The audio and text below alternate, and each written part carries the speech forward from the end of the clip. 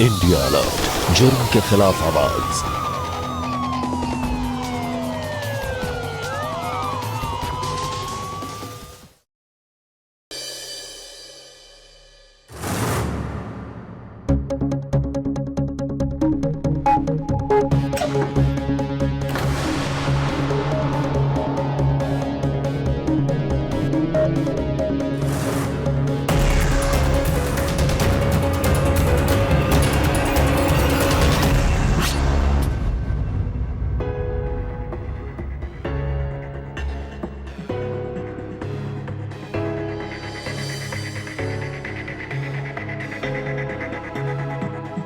जाना ही पड़ेगा।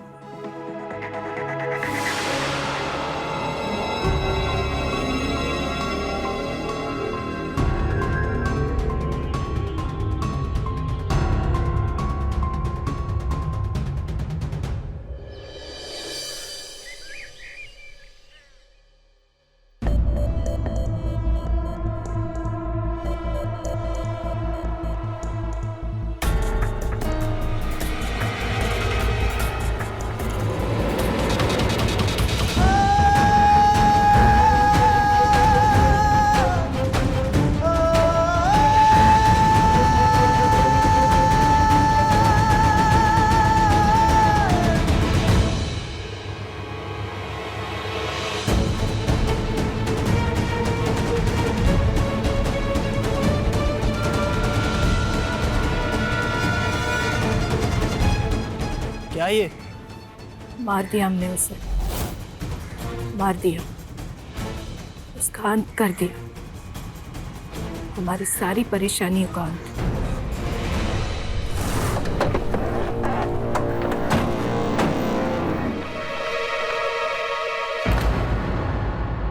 यादव, खबर को। सर ये तो क्या हुआ वर्मा? जानती हो इसे? जी सर, पिछले हफ्ते ही से वार्निंग देकर हमने छोड़ा था। देर रात 4 लड़कों के साथ सड़क पर मस्ती कर रहा था। थोड़ा आशिकाना मिजाज का था। उस औरत के बारे में कुछ पता चला? जी सर, वो एकदम घरेलू औरत है। यहीं यहीं अपना न्यू फ्रेंड्स कॉलोनी में रहती है। लता श्रीवास्तव नाम है उसका।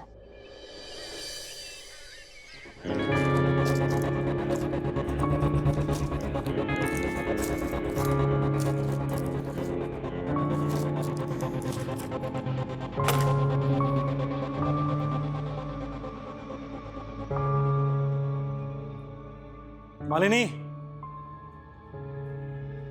मालिनी,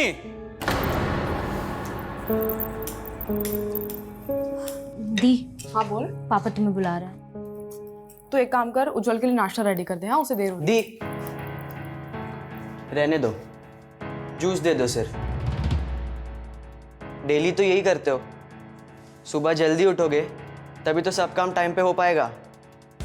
मालूम नहीं रात रात भर जाकर आप लोग क्या करते हो। अगर यही हाल रहा तो माँ का जीना और मुश्किल हो जाएगा। मालिनी, जी पापा। मालिनी, तुमने हमारी बीपी की दवाई देखी है क्या? हमारा हाथ सुन पड़ गया है। पता नहीं तुम्हारी माँ भी क्या करती है। रोज बाजार जाती है, सारा घर उठा लाती है, बस हमारी बीपी की दवाई नहीं लाती है। क्या पापा, अपने आप से ज़्यादा ध्यान माँ आपका रखती है और आप हो कि उन्हें ताना मार रहे हो? कम से कम तारीफ तो कर दिया करो उनकी। सही बोल रहे हो, हमने सुना भी है और देखा भी है। तुम भी कभी अपनी दोनों बहनों से ढंग से बात कर लिया करो। मुझे क्लास जाना है, मैं निकल रहा हूँ। पापा, मम्मी शायद आप ही की दवाई लेने गई हैं।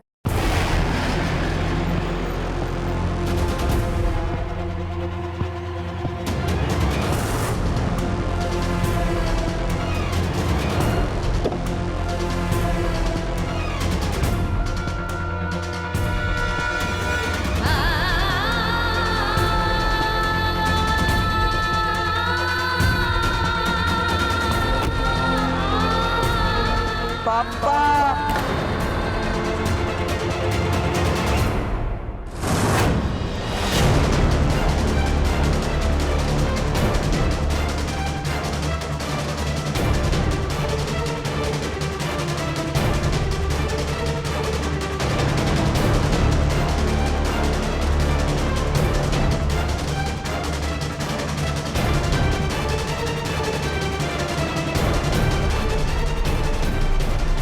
सब क्या है लता? इन्होंने बॉबी नाम के लड़के का खून किया है और अपना जुर्म कबूल भी कर चुकी हैं।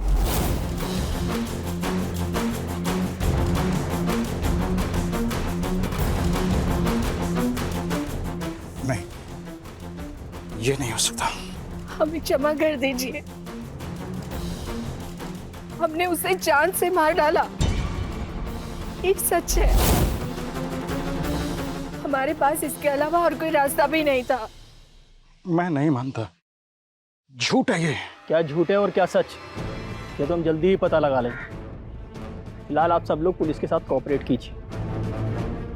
ये दो कांस्टेबल हैं, ये आपके घर के बाहर रहेंगे, आप पर नज़र आपका ख्याल रखेंगे। आप में से कोई भी घर से बाहर नहीं जाएगा।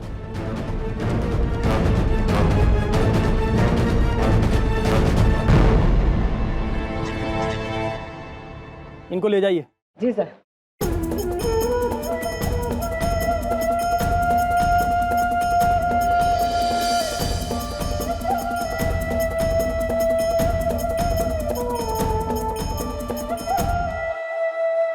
वर्मा जी, ये सब देख रहे हो ना तुम?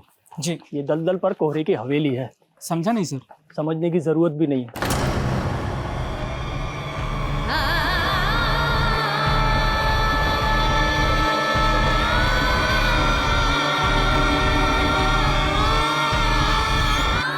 फिलहाल तुम चंचल मैडम को इन्फॉर्म करो। जी सर।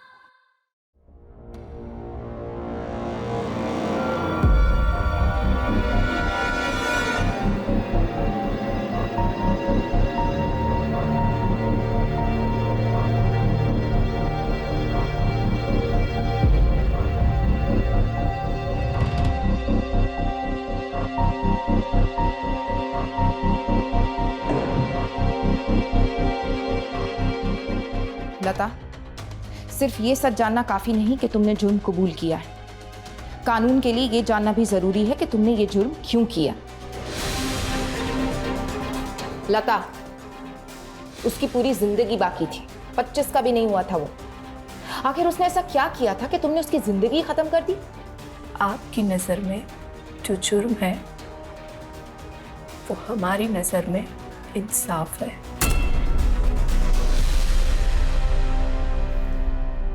कैसे? हर गृहिणी अपना घर परिवार बसाने के लिए अपनी जिंदगी झोंक देती है।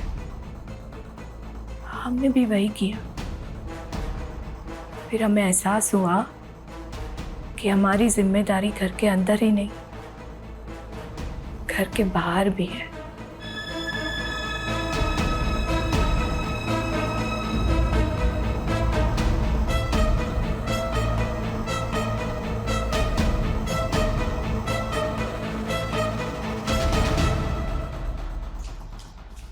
लता!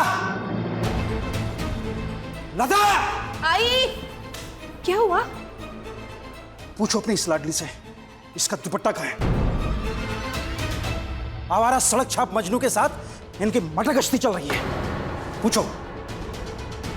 और तुम्हें लगता था ना कि इन्हें पढ़ा लिखा कर तुम जज या वकील बना दोगी? हाँ, घर की इज्जत बेच देंगी ये। आज से तुम दोनों की क्लासेस बंद।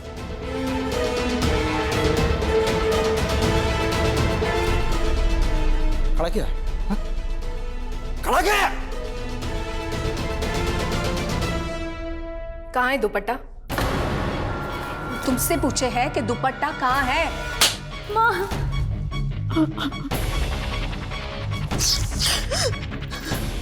अपना दुपट्टा देकर आए, अपनी इज्जत नहीं।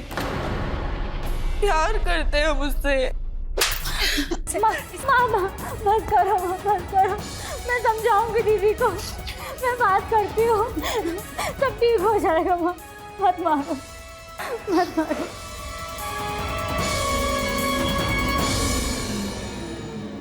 ये सुधरने वाली नहीं है।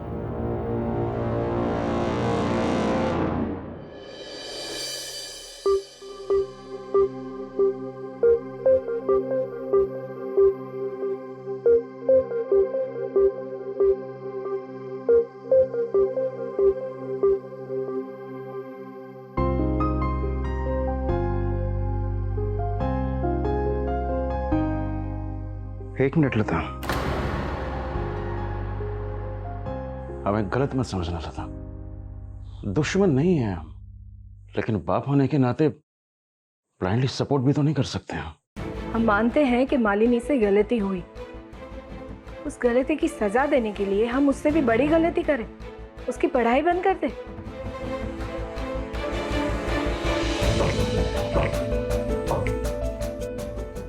हम तुम पर उंगली नहीं उठा रहे हैं लता, लेकिन हाँ एक बात समझ गए हैं, इन लड़कियों ने तुम्हारी दी हुई आजादी का नाजायज फायदा उठाया है। बस एक बात बताएं लता, आज जो हमने देखा ना, अगर वो दोबारा हुआ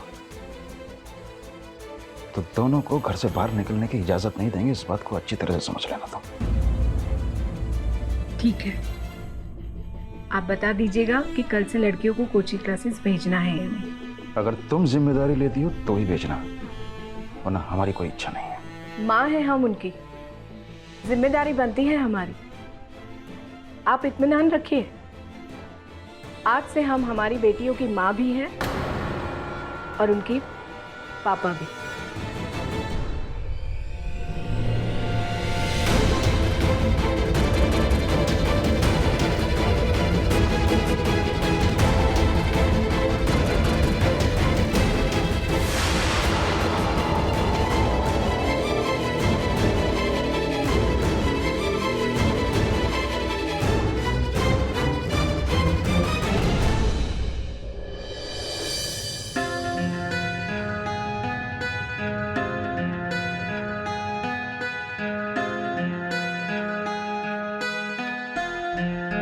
तुम्हें लगता था ना कि इन्हें पढ़ा लिखा कर तुम जज या वकील बना दोगी? हाँ, घर की इज्जत बेच देंगी ये। माँ, अपना दुपट्टा लेकर आए, अपनी इज्जत नहीं। प्यार करते हैं हम उससे। माँ है हम उनकी, जिम्मेदारी बनती है हमारी। आज से हम हमारी बेटियों की माँ भी हैं और उनकी पापा भी।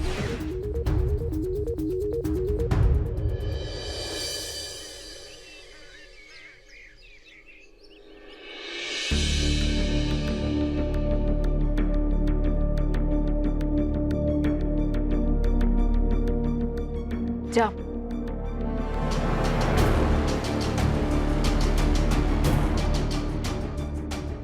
माँ, माँ मुझे माफ करिएगा। आपके जैसी माँ इस दुनिया में हो ही नहीं सकती। मैं ध्यान रखूंगी। माँ, कल हमने आपकी और पापा की बातें सुन ली थी। माँ, हमें पता है कि हम आपकी जिम्मेदारी कम और इम्तिहान ज़्यादा हैं।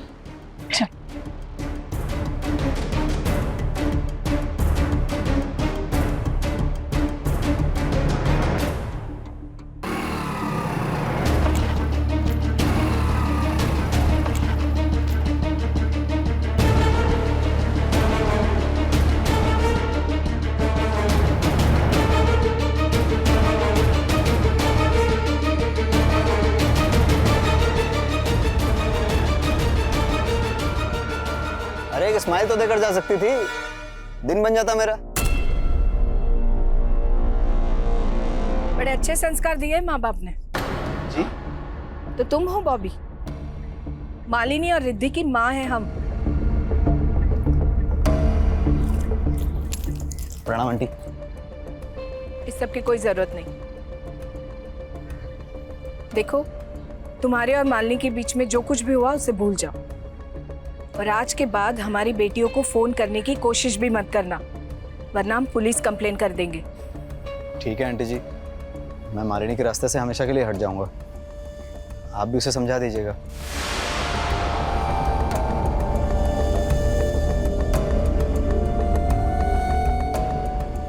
तो क्या है ना, एक दिन नहीं मिलता हूं उससे तो पागल हो जाती है आपकी बेटी। और अगर किसी लड़की से हंस के बात कर ली, पता नहीं क्या हो जाता है उसको। मुझे लगे बहुत सीरियस है, आप उसे संभाल लीजिएगा। वैसे मेरे पास ऑप्शंस की कोई कमी नहीं है, बहुत ऑप्शंस हैं मेरे पास। एनीवेज, प्रणाम आंटी जी, मिलके अच्छा लगा आपसे।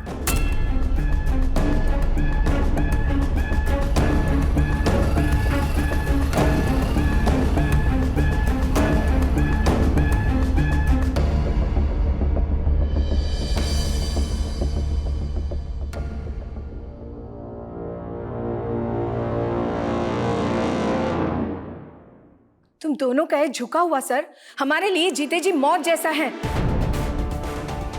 वो लड़का बिल्कुल सही नहीं है। वो किसी भी लड़की की जिंदगी बर्बाद कर सकता है। हमने उसकी आंखों में शैतान देखा है।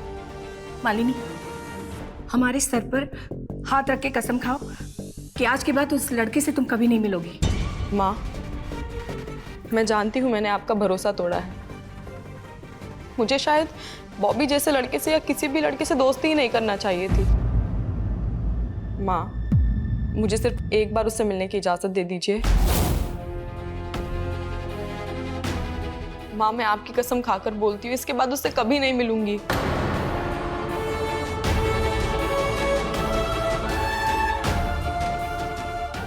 मेरे कुछ फोटोज हैं उसके पास, उससे डिलीट कराना होगा, वरना माँ उसका वो मिसयूज कर सकता है।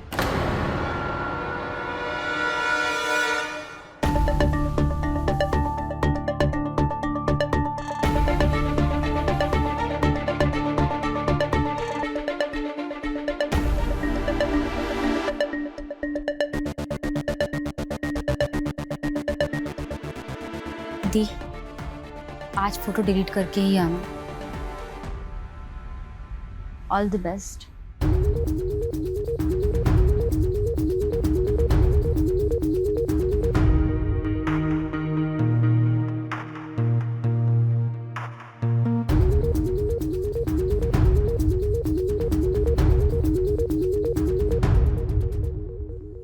मैं जानता हूँ मालिनी तुम क्या कहने आई हो।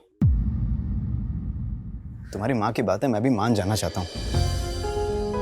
वैसे भी अपनों को नाराज करके कोई रिश्ता सही नहीं होता। तुम जाओ मालिनी, आज के बाद मैं तुम्हारे रास्ते में कभी नहीं आऊंगा, तुम्हें भूल जाऊंगा। I'm sorry।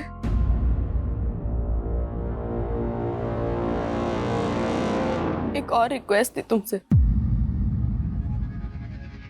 हम दोनों के जितने भी फोटोज हैं प्लीज उसे डिलीट कर दो, प्लीज।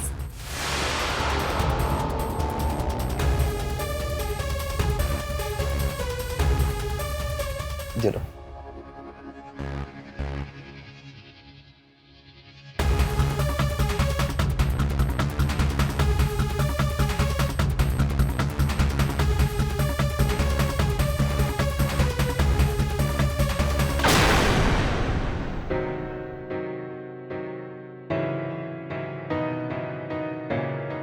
मालिनी,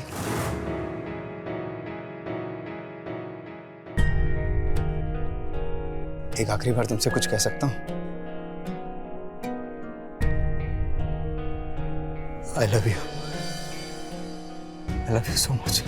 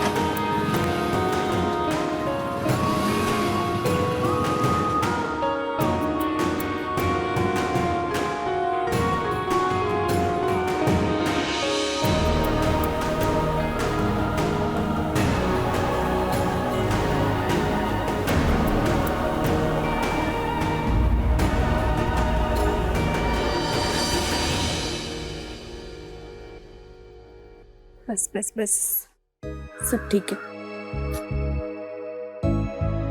हमें माफ कर देना, हम तुम दोनों के पीछे आना नहीं चाहते थे, पर क्या करें, माँ है ना हम। हमारे सर पर हाथ रखकर कसम खाओ कि आज के बाद बॉबी से कभी नहीं मिलोगी। माँ, मैं आपके सर पे हाथ रख के कसम खाती हूँ कि मैं बॉबी से क्या, आज के बाद किसी लड़के से नहीं मिलूंगी।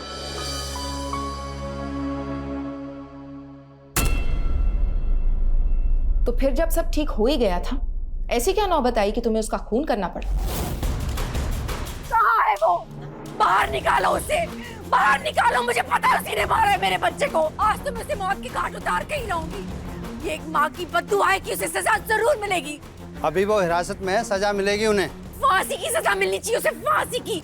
तभी मेरे कलेजे को ठंडक मिलेगी, तभी मेरे कलेजे को ठंडक मिलेगी। मार दिया मेरे बच्चे को, मार दिया। जय हिंद सर। जय हिंद सर। पोस्टमार्टम रिपोर्ट के अनुसार मर्डर उसी पत्थर से हुआ है।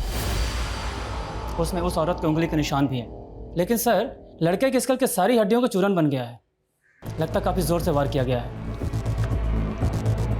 सर, डॉक्टर्स की रिपोर्ट के मुताबिक मर्डर पहली ही बार में या दूसरी बार में तत्काल हो गया होगा। पर वर्मा, तुम्हें लगता है कि लता के हाथ इतने करारे हैं? सर, मुझे नहीं लगता, क्योंकि हमने पूरा बैकग्राउंड चेक किया है। किचन और राशन की दुकान तक पूरी ज़िंदगी सीमित है उसकी। सर, लता इसके पीछे ज़रूर किसी को बचाने की कोशिश कर रही है। आप सही कह रहे हैं सर, बॉबी को लता ने नहीं, हमने मारा है। सर, लता हमें बचाने के लिए ये इल्जाम अपने सर ले रही है। कुछ देर के लिए हम स्वार्थी हो गए थे, लेकिन सर अब जाके एहसास हो रहा है कि औलादे बाप के बगैर पल जाती हैं, लेकिन मां के बगैर नहीं। सर, आप हमारा कबूलनामा ले लीजिए और लता को बाइज्जत घर जाने दीजिए प्लीज। रोने चीखने की आवाजें सुन रहे हैं आप?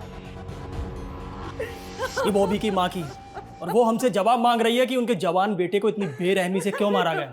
हम सब सच सच बताते हैं आपको। तो बताइए, ऐसी क्या वजह रही कि आपको बॉबी को इतनी निर्दयता से मारना पड़ा? सर, हम तो उस लड़के को उसी दिन मार देते जिस दिन हमने पहली बार उसे अपनी बेटी मालिनी के साथ देखा था।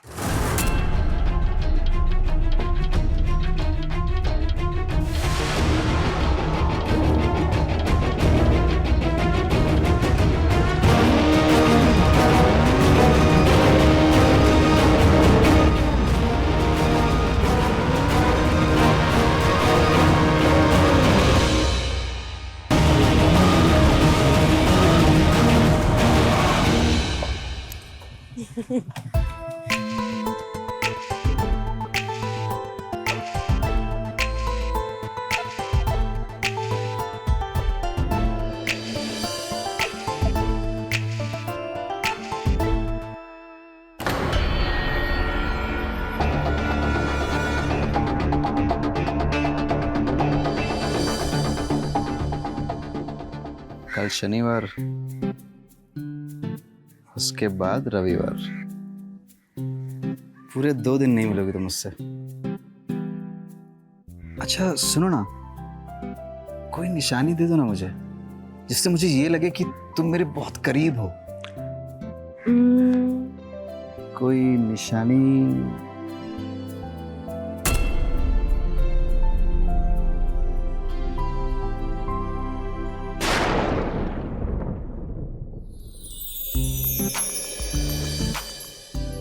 दो दिन इस दुपट्टे से ही काम चलाना। चलो, अब मुझे भी घर जाना है, निकलो तुम। अरे जाओ, जल्दी जल्दी जल्दी जाओ।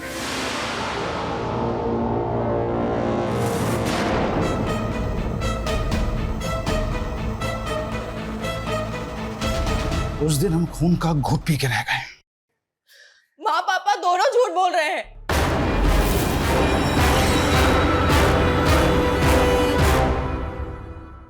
बॉबी को मैंने मारा है। नहीं इंस्पेक्टर साहब, मैंने मारा है। कोई गेम चल रहा है? ये पुलिस स्टेशन है, कोई सांप सीढ़ी का बोर्ड नहीं। पहले माँ फिर बाप, अब तुम दोनों तमाशा बंद करो और मुझे सच सच बताओ कि बॉबी का खून किया किसने? हम दोनों ने किया है बॉबी का खून, और ऐसे जितने भी बॉबी इस दुनिया में होंगे उन्हें चुन चुन के मारेंगे। उसकी घिनौनी करतूतों की सजा मौत के अलावा कुछ हो ही नहीं सकती थी। उसने जो हमारे साथ किया, उसके बाद बहुत आसान मौत दी है हमने उसे। ये हमारी गलती है। काश हम उसे जिंदा कर पाते और दोबारा मार पाते। उसने हमें सिर्फ खून ही नहीं बनाया, बल्कि उसने हमारी आत्मा भी मैली की है। उसे तो एक जिंदगी में 100 बार दर्दनाक मौत मरना चाहिए था। यही है, यही मेरे बेटे के पीछे पड़ी रहती थी। उसे ढूंढने घर आती थी, उसके पीछे जासूसी करती थी। अरे मुझे पहले पता था ना तो अपने हाथ से इसका गला घोट देती। अरे कांस्टेबल, मार ले जाओ इनको। गला घोट, इसी ने मारा है मेरे बेटे को, इसी ने मारा है मेरे बेटे को।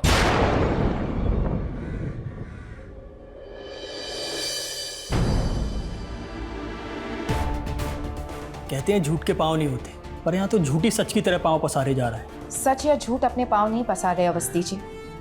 एक परिवार एक दूसरे को बचाने के लिए अपने पाँव पसार रहा है। ये खून के रिश्ते की अपनी बुनियादी मजबूती होती है।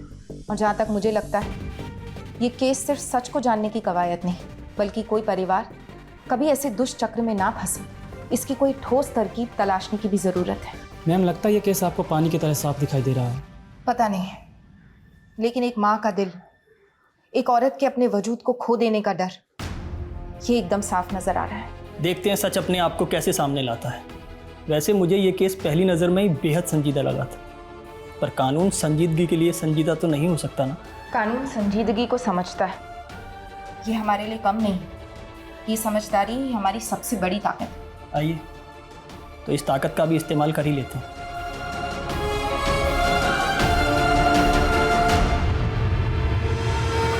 पहली बार जब मैंने बॉबी को देखा तो उसे देखते ही मुझे प्यार हो गया।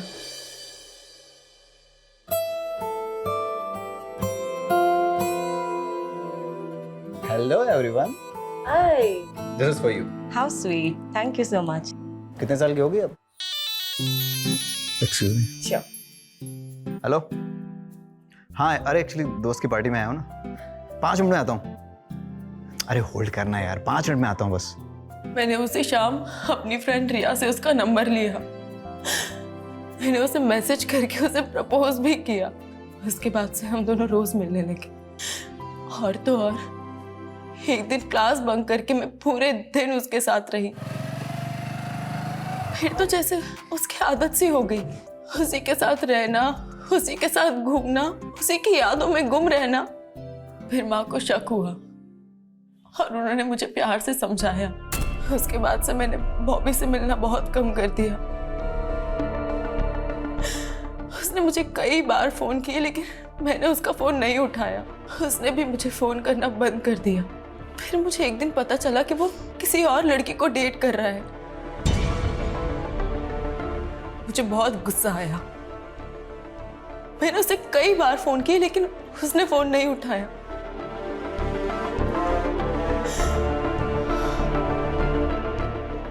मैं खुद को रोक नहीं पाई और उसके घर चली गई।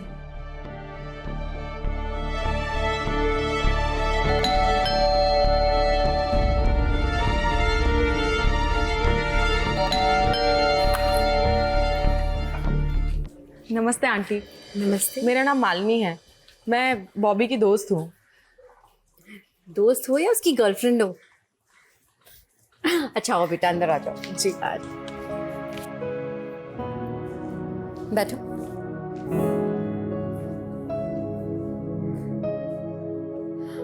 अच्छा बताओ, क्या लोगी तुम? नहीं आंटी, कुछ नहीं। अरे ऐसे कैसे? मैं तुम्हारे लिए शरबत लेकर आती हूँ।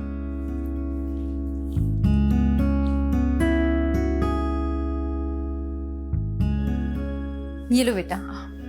Thank you aunty. Aunty, Bobby घर पर नहीं है?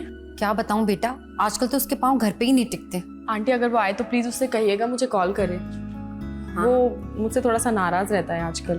तुम जैसी इतनी सुंदर गर्लफ्रेंड से कोई कैसे नाराज रह सकता है? मैं पक्का कह दूंगी। जी। मैं उसका इंतजार करती रही, लेकिन उसका फोन नहीं आया। और फिर एक दिन जब मैं अपनी फ्रेंड से मिलने जा रही थी तो अचानक उसका फोन आया। कहाँ पर हो तुम? गली के बाहर, वहीं जहाँ हम हमेशा मिलते हैं। ठीक है, मैं भी आई।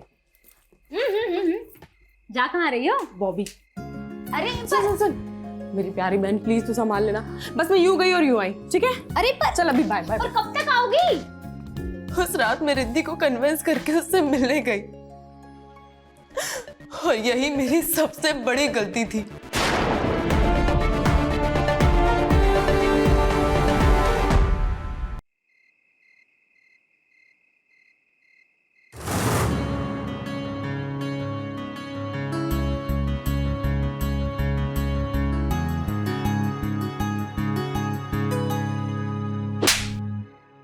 कहाँ गए थे? कहाँ गए थे इतने दिन से? बोलो कहाँ थे?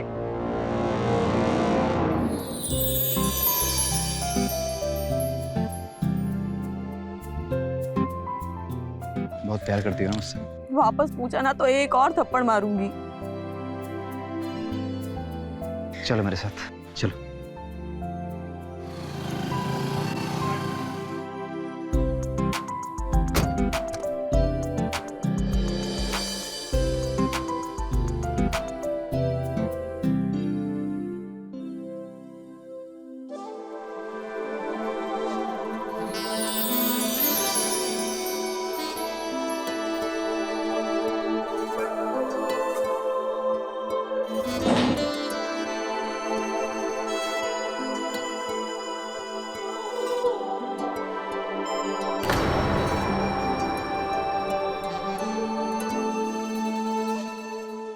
उस दिन के बाद से लगभग हम रोज मिलने लगे। फिर अचानक उसमें एक बदलाव आया। वो मुझसे बात करने के लिए रिद्धि को कॉल करने लगा और जब भी हम मिलते थे तो बस रिद्धि की ही बातें करता था। और एक दिन मैं चिढ़ गई। फिर मैं उससे बहुत दिनों तक नहीं मिली और जिस दिन उससे मिली उस दिन पापा ने मुझे देख लिया। घर में एक तूफान सा खड़ा हो गया। माँ के कहने पर हमने हमेशा के लिए बॉबी से रिश्ता खत्म कर दिया, लेकिन उसके अंदर पाप था। फिर एक दिन अचानक रात को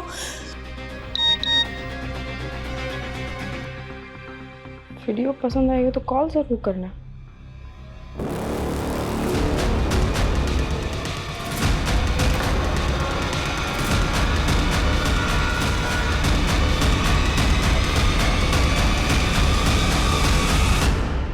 उसने हमारे वीडियो बना लिया था।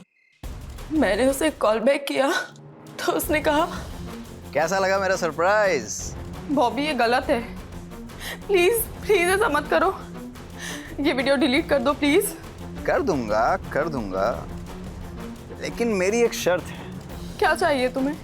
रिद्धि को मेरे पास भेज दो, नहीं तो ये वीडियो कल सुबह से वायरल हो जाएगा। ये तुम क्या बोल रहे हो? इतनी बड़ी सजा मत दो मुझे प्लीज। मैं आ जाती हूँ, तुम्हें जो करना है वो मेरे साथ कर लेना। अरे तुम्हारे साथ अब बाकी क्या रह गया है मालिनी? देखो, टाइम वेस्ट करने से कोई फायदा नहीं है। रिद्धि को मेरे पास भेज दो, नहीं तो कल ये वीडियो शहर के सारे लड़कों के मोबाइल में होगा। फैसला तुम्हारे हाथ में, अच्छे से सोचना। दी क्या हुआ? दी बोलो ना।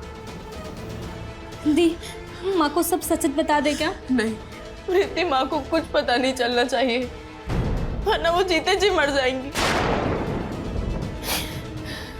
मुझे जाना पड़ेगा। अब ये केस पुलिस के लिए कुछ अजीबोगरीब हो गया, लेकिन अब पुलिस को इस बात का एहसास हो गया था कि इस केस में संजीदगी की सख्त जरूरत है। सच्चाई को ढूंढने के लिए सबसे पहले उन्होंने बॉबी के दोस्तों से पूछताछ की। घटना के स्थल के आसपास दोबारा मुस्तैदी के साथ उन्होंने सुराग ढूंढने की कोशिश की और 6 महीने का सबकी जिंदगी का लेखा जोखा उन्होंने निकाला, लेकिन बावजूद इसके पुलिस के हाथों कुछ नहीं आया जिससे वो ये साबित कर सके असली कातिल कौन है।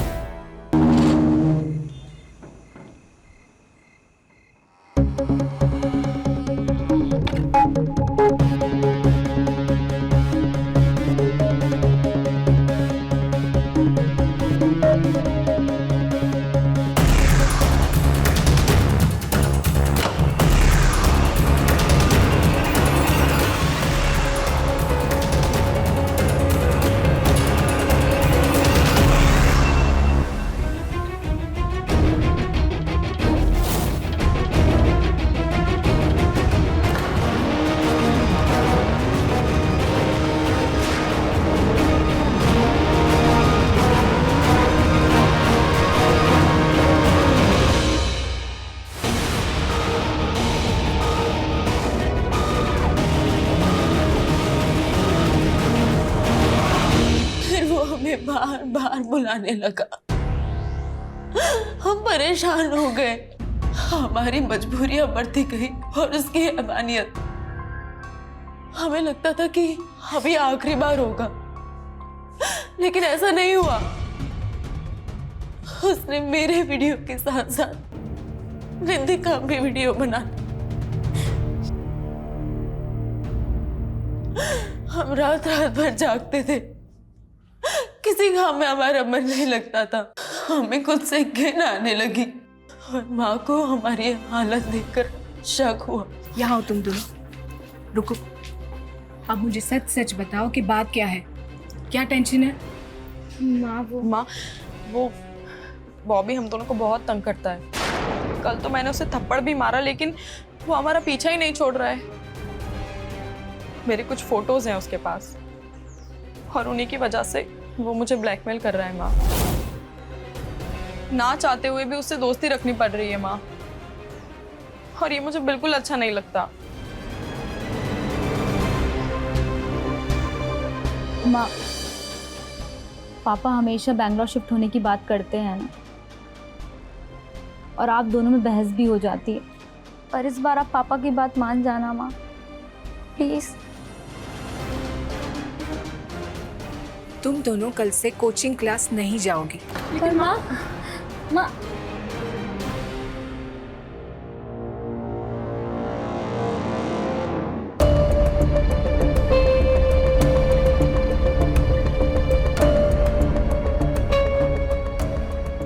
क्या बात है लता?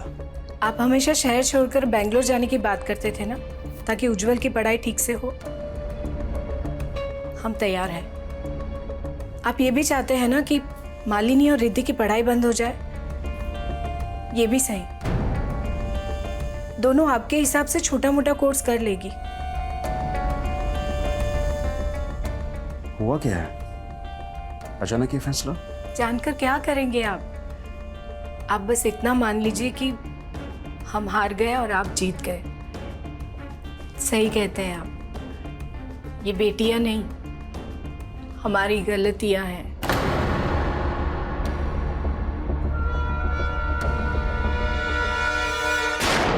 एक तरफ माँ ने शहर छोड़ने का प्लान बनाया और दूसरी तरफ हम दोनों बहनों ने इस खेल को हमेशा के लिए खत्म करने की ठान ली।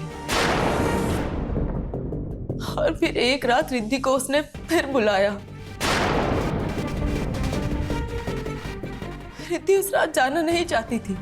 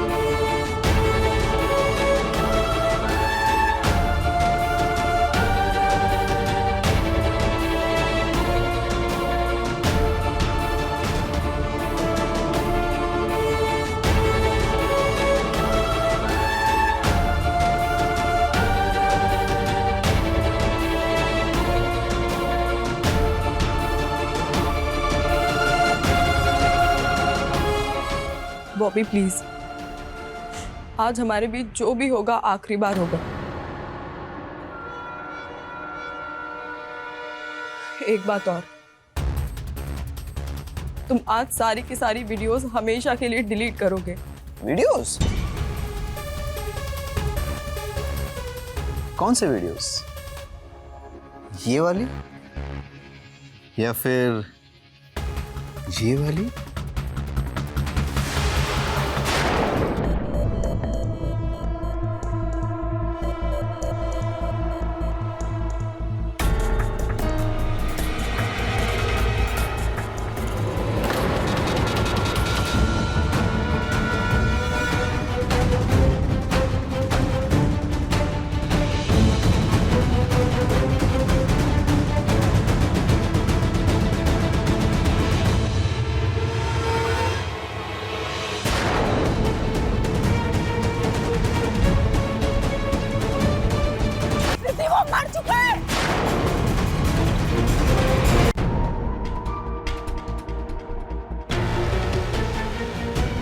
रिद्धि, रिद्धि चल, रिद्धि चल जल्दी उठ, चल यहाँ से, चल उठ।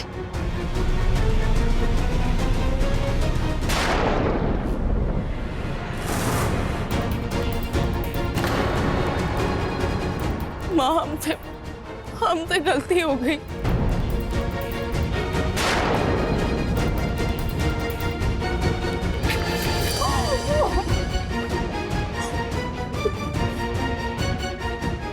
तुम दोनों घर जाओ और पापा को कुछ भी बताने की जरूरत नहीं है।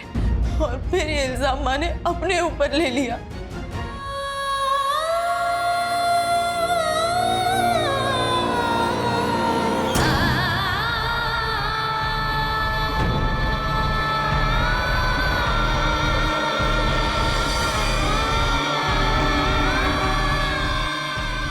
असली गुनहगार तो हम हैं।